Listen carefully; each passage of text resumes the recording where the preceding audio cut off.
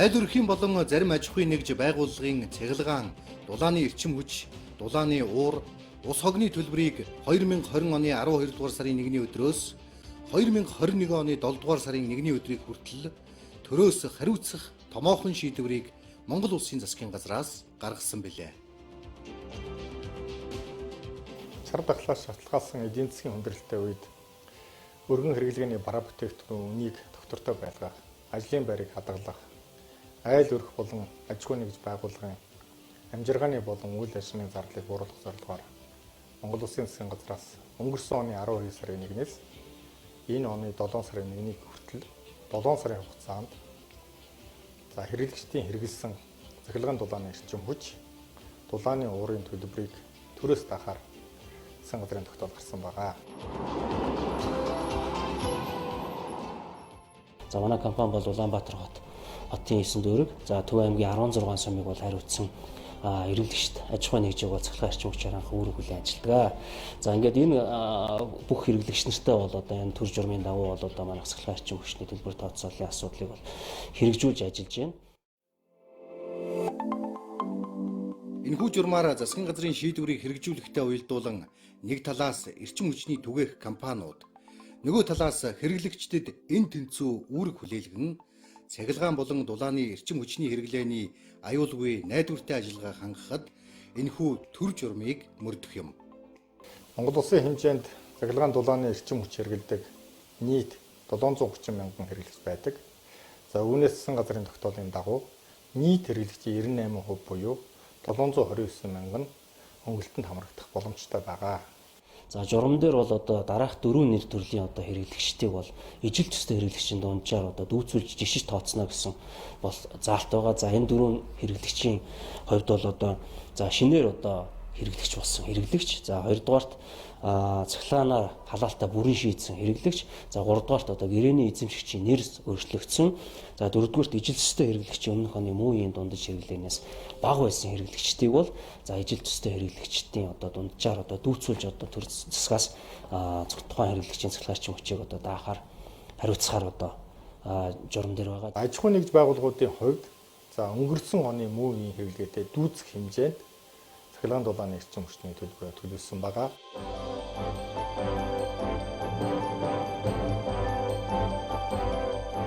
За энэ шийдвэрийн үр дүн манай компанид маш эергээр нөлөөлсөн юм шийдвэр байгаа. За бид нар цар тахалтай холбоотой захиалга буурсан хүнд нөхцөл байдалд ерөнхийдөө үйл ажиллагаагаа явуулж байгаа. Энэ хугацаанд бас төр засгаас ийм шийдвэр гаргаад бидний зардалд маш их хэмжээний ийм хувь нэмэр оруулж байгаад манай компанийн хувьд маш их баяртай бас ийм эерэг үйл явдал болсон гэж үзэж байгаа. Зардлын хэмнэлтээр бид нар ажилтнуудынхаа нийгмийн асуудал дэмжлэг үзүүлэх, зарим оронтойгоо хадгалж үлдэх, ажилтнуудынхаа цалин хангамжийг тогтвортой олгох ийм үйл ажиллагаанд тэдгээр зардлаас гарсан хэмнэсэн зардлаараа одоо дэмжлэг үзүүлэх, цалин хангамжийг нь бүрэн гүйцэд олох ийм үйл ажиллагаанд зарцуулж байгаа. Тоног төхөөрөмжөө илүү сайжруулах ч юм уу, шинжлэх ч юм уу ийм үйл ажиллагаануудад зарцуулаа явж байгаа. Манай компанийн хувьд одоо цахилгааны үнийг өмнөх ондтой нь одоо харьцуулан одоо хөнгөлт эдлүүлж байгаа энэ засгийн газрын шийдвэрийг хэрэгжүүлээд үйлдвэрийнхээ ажилчдыг өглөө 6 цагт цуглуулж одоо өдөр эрт тараах зорилгоор ингэж дотоод зохион байгуулалтаа хийж ажилласан. Яг үүний үр дүнд бол одоо үйлдвэрлэл илүүтэй үр дүнтэй байсан. Мөн одоо цахилгааны хөнгөлтөөс одоо гарч ирж байгаа одоо мөнгөн дүнгээрээ одоо ажилчдынхаа цалинд одоо 20% хүртэл одоо урамшуулалт цалин олгож компанийн дотоод үйл ажиллагааг ингэж дэмжиж ажилчид арга гэр бүлд нь одоо нэг өсөндөө одоо ингэж нийгэм рүү чиглэсэн одоо хөрөнгө оруулалтыг олгож чадсанараа илүүтэйгээр нүдэн онсон шийдвэр үйлдэл байсан гэж харж байгаа. Цар тахалтай, хөл хориотой онцгой байдлын үед бол одоо компани үйлдвэрлэлийн үйл ажиллагаа одоо тасралтгүй явна гэдэг бол одоо бидний хувьд ч тэр ард иргэдийн хувьд ч тэр одоо хүнсээр тасралтгүй хангаж байгаа гэдэг утгаараа одоо бидэнд бол одоо ажиллахад маш таатай байсан. Монгол Улсын засгийн газар одоо цахилгааны үнийг аж ахуйн нэгжүүдийн цахилгааны үнийг төрөөс хариуцах болсон энэ шийдвэрийг гаргасан одоо Монгол Улсын засгийн газар болон хэрэгжүүлж байгаа Улаанбаатар цахилгаан түгээх сүлжээ эрчим хүчнийхээ яамд одоо талархаж байгаагаа энэ ялтанд одоо илэрхийлж байна. Дулаан цахилгааны үнийг төрөөс хариуцж байгаа нь биднэрт одоо болон энэ бусад иргэн аж ахуй нэгжүүд айл өргүүдээр нь их ашиг тусаа өгч ийн гэж бодож байна. Жишээ нь одоо 1 сарын цахилгааны төлбөр гэхэд манайх төрөөс хөнгөлт үзүүлээд цахилгааны төлбөр дээр хасах сая 593 мянган төгрөгийн үр ашигтайгаар ажиллаж байгаа гэсэн хэмнэлт гарсан. Ингэснээр манайд одоо манайх шиг юм жижиг аж ахуй нэгжүүдэд 6-7 сая төгрөг гэдэг чинь сардаа хэмнэлт гэдэг чинь асар их ашиг оруулж ирж байгаа. Энэ засгийн газраас авч аргаж хэрэгжүүлж байгаа энэ арга хэмжээ маань бол цаг үеэ олсон оновчтой асуудал гэж үзэж байна.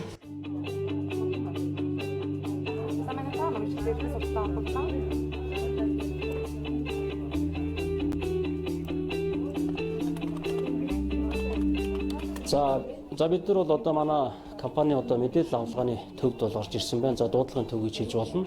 За хэрэглэгчдийнхээ дуудлага хүсэл санал хүсэлтийг бол одоо төрийн шуурхай бааргадуулж тийм ээ. Хэрэглэгчдээс ирж байгаа санал хүсэлтүүдийг хүлээж авах ажлыг бол манайх бол нэлээдгүй хурцтайгаар зохион байгуулах үйл ажиллагаа хийдэг.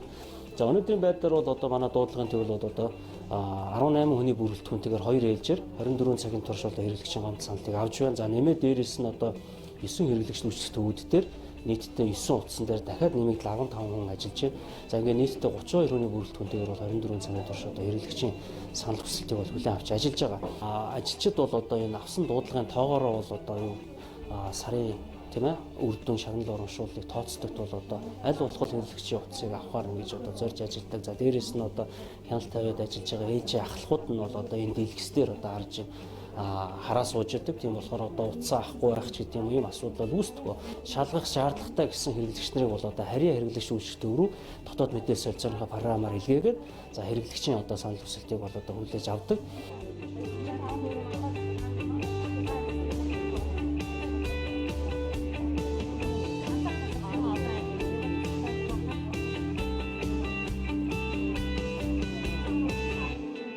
За журам хэрэгжиж эхэлсэн одоо үед буюу одоо 12 сард бол одоо хэрэглэгчдээс нийлээд гомдол санал ирж ирсэн. За 11 12 сарын бичлэлтүүд одоо давхардаж орсноос шалтгаалж одоо алигаа төлөх юм тийм ээ алийг төлөхгүй юм ч гэдэг юм уу. Энэ талаар нэлээд одоо гомдол санал орж ирж ирсэн.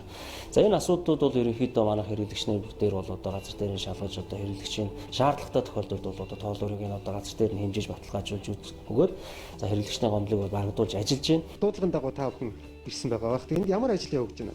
За одоогоор энэ хэрэглэгч маань одоо сонгогийн хэрэглэл үүсгэх төвд дуудлага өгсөн байна. Ямар дуудлага гэхээр энэ хэрэглэгч маань тоолрын маань заалт өндөр гарсан байна. Хэрэглээг маань хянд өгнө, цоолын заалтыг маань тулгаж өгнө гэсэн байна. Би бол эхлээд яах вэ? Хэрэгэлзээтэй байсан. Одоо яач юу ий чи одоо жоох өндөр гарсан тий. Гэтгсэн тэгээд яг бодуулаад тоол руу шалгуулад ингээ өгсөн чинь юу нь яг хөнгөлтөнд бол орсон байна. Яг энд бол сөгөөж өгж юм гэж бодож байна. За ингээд одоо энэ тоолрыг маань энэ шууд манай явуулын маань станц ирж байгаа. За энэ дээр ингээд тоолрууд нь шууд ингээд хүчлийн нөгөөд, ачааллын нөгөөд. За энэ хэрэглэгчийн тоолуур яг зөв тоолж гинөө, буруу тоолж гинөө, хэдэн хөвтэй тоолж гинөө одоо шууд ингээд газар дээр нүцэд үтсэж байгаа. Энэ хэрэглэгчийн хувьд бол одоо манайхын тоолуур нь зөв тоолж гин. Одоо манад бичилд орсон заалт маань таарч байна. За тэгээд энэ хэрэглэгчийг одоо бид нар ямар хэрэглээтэй вэ гэдгийг нь одоо бид нар хэрэглээнөөс асууж байна. Одоо энэ айлын 6.5 кВт-ийн ТНТ байна. Тэгээд одоо энэ ТНТ нь одоо ямар яаж ажиллаж байна, яаж хийж байгааг бас тэр тайлбарлаж өгч байна. Би яг одоо л ингээд ойлгож байгаа байхгүй тий. Тэгээс өмнөөс ойлгохгүй бас жоохон бухимдал төрөөл явжсэн л да. Яагаад юм өндөр гарч уу? Яагаад одоо тэр баг хөнгөлөхгүй шахуу юм болчлоо гэдсэн. Тэг яг одоо өчигдрийн байдлаар манай юу ирсэн? Одоо товрын төлбөрийн мессеж ирсэн. Тэгээ тэн дээр бол бүх юм одоо яг задрагаатаа бичээд ирсэн тий. Тодорхой. Тэгээ тэндээс би тодорхой ойлголт авчиж байгаа. Өндөр гарсан нь болохоор өмнөх сарын үлдэгдэл байсан юм билээ. Тэрийг бас сая энэ хүмүүсээс асуугаад юу нь бол тодорхой хэмжээний ойлголттой болчихж байгаа. Анхааруулж ирэхэд бол хамгийн гол нь энэ шугам тоногдлын зөвшөөрөгдөх хэмжээг тийм үү хэмжээг одоо бид нэр зөвшөөрөх хэмжээндээ бид нар хийж ажиллах хэрэгтэй байна.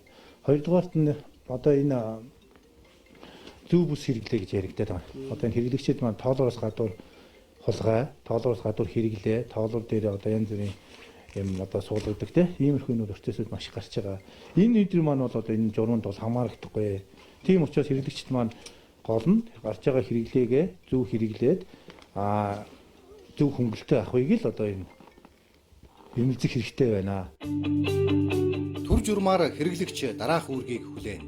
Үүнд хэрэглэгч нь цахилгаан эрчим хүчийг зүй зохистой хэмнэлттэй хэрэглэх, өөрийн шугам тоноглолын техникийг зөвшөөрөгдөх хэмжээнээс хэтрүүлэн хэрэглэхгүй байх, стандартын шаардлага хангасан тоолуур цахилгаан хэрэгсэлтэй байх бөгөөд цахилгааны болон галын аюулгүй ажиллагааг хангах үүргийг хүлээх юм. Эрчим хүчний ачааллын хувьд бол одоо өнгөрсөн өдрөөр харахад бол Улаанбаатар хотын хэмжээнд 808 мегаватт буюу одоо 14% өсөлттэй. За гэр хорооллын хувьд бол одоо 314 мегаватт буюу 10% өсөлттэй гарсан байна. За ерөнхийдөө бол одоо энэ цаг агаарын хүүтрэлтээс шалтгаалж бол одоо 12 сараас хойш бол эрчим хүчний гэр хороол бол Улаанбаатар хотын системийн ачаал бол нэлээд өссөн. За энэ нь бол шууд утгаараа бол хэрэглэгч нар бол өмнөх оноосоо бол мэдээж хэтрүүлэн хэрэгэлсэн одоо тийм ээ хэрэглээ их байгаагаас шалтгаалж бол мэдээж ачаал бол нэмэгдэж байгаа гэдгийг ойлгох хэрэгтэй. За энэ хэмжээгээр бол одоо хэрэглээ ихснээр одоо тийм ээ хэрэглэгчнэр дээр ирдэг төлбөрийн асуудал бол төдийн хэмжээгээр бол нэмэгдэж ирнэ гэдгийг бас ойлгох хэрэгтэй хэрэглэгчсэн байна.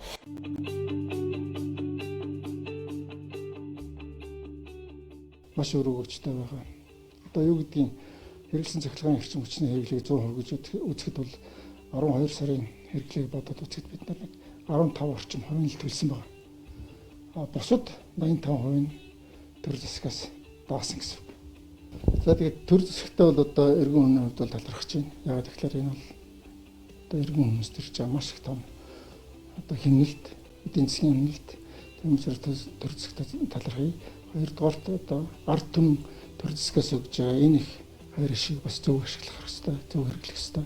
Тийм учраас эрчим хүчний тэр хэмжээгээр бас бид өөрөө хэмнэж бага хэмжээний эрчим хүчийг ашиглах тал дээр санаа тавьж ажиллах хэрэгтэй байна. Энэ өмнөд бол одоо ядчил байшингаа сайн дулаалах хэрэгтэй, алдагдлаа багасгах хэрэгтэй. Энэ маань юу гэж юм гэхээр эргээд төр засагтай бид нэмэр хандив болж юм л гэсэн үг.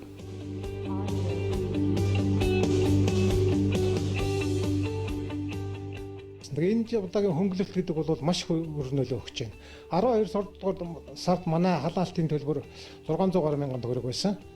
Тэгээд энэ засгийн газрын хөнгөлөлт ороод, шөнийн хөнгөлөлт нь ороод ерөөсөө 47 мянган төгрөг төлсөн. Тэгэхээр одоо гэр бүлүүд ард иргэд бол маш их үр дүнтэй гэдэг нь энэгээр харагдаж байгаа. Тэгэхээр энэ хөнгөлөлт гэдэг бол их бодиттой болсон ард түмэнд өгөөж өгч байгаа гэдэг нь яг энэ хүнд үед бол ойлгомжтой байна. Засгийн газрын тогтоол гараад 2 сарын хугацаа өнгөрч байна. Өнгөрсөн 2 сарын хугацаанд нийтийн орон сууцнд амьдардаг нийт хэрэглэгчдийн за 93% нь дулааны эрчим хүчний төлбөрөө төрөөс бүрэн даатгсан байна. За үлдсэн 7% нь нэмэлт төлбөр төлсөн байна. Энэ 7% хамрагдах хэрэглэгчд бол 100 м²-аас дээш талбайтай орон сууцнд амьдардаг хэрэглэгчд байгаа. За гэр хороололд болон нийтийн орон сууцнд амьдардаг нийт хэрэглэгчдийн 72% нь цахилгааны эрчим хүчний төлбөрөө төрөөс бүрэн даатгсан байгаа. Үлдсэн 28% нь тодорхой хэмжээгээр нэмэлт төлбөр төлсөн байгаа. За нэмэлт төлбөр төлсөн хэрэглэгчдийг судалгааг ажиглавал нийт нэмэлт төлбөр төлсөн хэрэглэгчдийн за 50 орчим хувь нь за 1000-аас 100000 төгрөгийн нэмэлт төлбөр төлсөн байгаа. Энэ төлж байгаа төлбөр за нийт төлбөрийн 10-аас 20%-тай тэнцүү байгаамаа. Улсын их хурлаас эрчим хүчний хэмнэлтийн тухай хуулийг 2016 онд баталсан. Энэ хуулийн дагуу өндөр хэрэглээтэй аж ахуйн нэгжүүд эрчим хүч хэмнэх үүрэг хүлээн ажиллаж байна. Аль өрхүүд мөн адил энэ хуулийн дагуу цахилгаан эрчим хүчээ хэмнэж улс орон байгаль дэлхийдээ ээл ивэлтэй байх цаг үе ирээд байгаа юм. Хамгийн гол нь цахилгааны оргил ачаалалтай 17-оос 21 цагийн хооронд нэмэлт цахилгаан хэрэгсэл халаагуур залгахгүй байх, аль болох эрчим хүчээ хэмнэхийг уриалж байгаа юм.